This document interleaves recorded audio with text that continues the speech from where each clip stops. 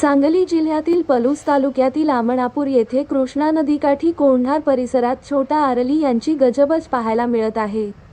गतवर्षी चक्रवाक, भुवई, बदक, छोटा आरली, करकरा, क्रवच हे पाहुणे पक्षी पाहण्यास मिळाले होते। सध्या पाणी पातळी खालावली आहे। उथळ पाण्यावर पहाटे धोक्यांची झालं दूर होताच पक्ष्यांचा किलबिलाट सुरू होत आहे। दरवर्षी मोजकेच दिसणारे छोटे अरली पक्षी यावर्षी मोठ्या प्रमाणात दाखल झाल्याचे दिसत आहे।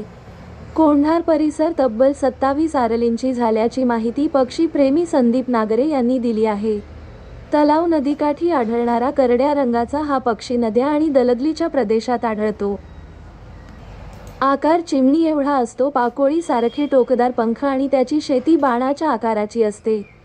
सायंकाळी आकाशात उडताना लहान वटवाघळासारखा तो दिसतो।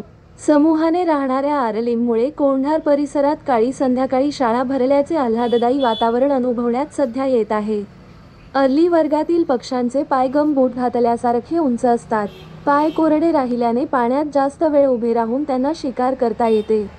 विशेष म्हणजे पंखांच्या साहाय्याने तो शिकार करतो।